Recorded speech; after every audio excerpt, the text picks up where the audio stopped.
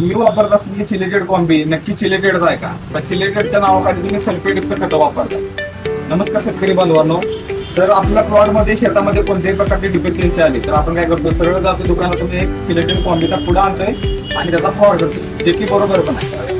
पण आपण ह्याचा विचार कधीच करत नाही की आपण घेतलेली चिलेटेड युक्त कॉम्बी ही नक्की चिलेटेड आहे का, त्याच्यामध्ये सल्फेटयुक्त खताचं मिश्रण आहे. तर याचं एक डेमॉन्स्ट्रेशन आज आपण इथं करतोय. तर आपण इथं एक 2 फ्लास्क घेतले आहेत, त्याच्यामध्ये पाणी घेतलेलं आहे. त्याच्यामध्ये सगळ्यात अगोदर आपण ग्रोनेक्स कंपनीची कॉम्बी मिसळतोय.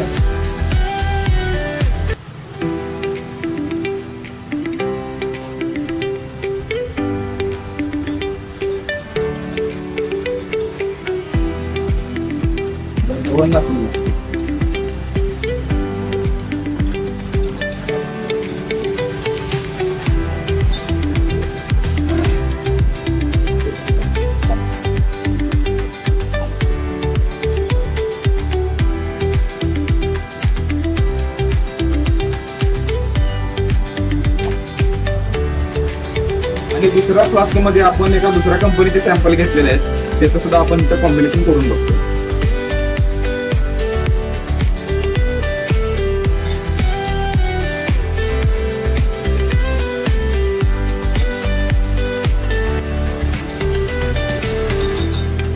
तर दोन्ही खताचं मिश्रण एकदम सेमच आहे, याच्यामध्ये तुम्हाला काही सुद्धा दुसरा आढळून येणार नाही. त्यानंतर आपण ह्याच्यामध्ये बेरियम क्लोराईड नावाचा घटक टाकतो.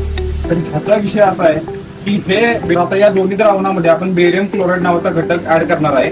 तर याचा विषय असा आहे की बेरियम क्लोराईड कोणत्याही चिलेटेड युक्त खतामध्ये टाकल्यानंतर जर ते द्रावण फुटलं किंवा गढूळ झालं तर त्याचा अर्थ असा होतो की त्याच्यामध्ये सल्फेटयुक्त खताचं मिश्रण आहे.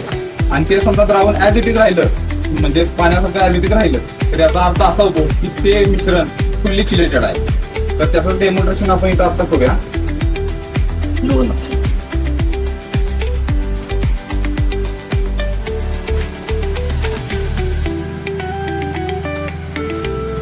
तर पहिल्यांदा आपण या ग्रोनेक्स्ट कंपनीच्या कॉम्बी मध्ये आपण बेरियम क्लोराईड टाकलेलं आहे, मिश्रण दाखव. मिश्रण ऍज इट इज राहिलेलं आहे.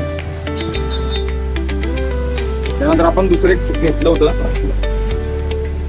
त्याच्यामध्ये सेम क्वांटिटी टाकतो. हे द्रावण तुम्ही बघू शकता, घालून दाखवतो.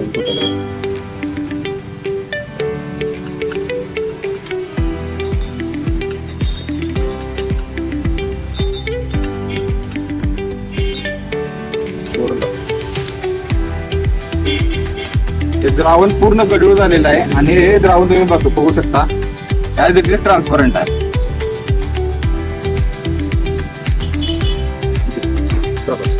तर अशा पद्धतीने आपण बेरियम क्लोराईड शीटद्वारे आपण जे कॉम्बी विकत घेतो किंवा दुसरे कोणतेही चिलेटेड झिंक असेल, चिलेटेड मॅग्नेशियम असेल, याची टेस्ट करू शकतो.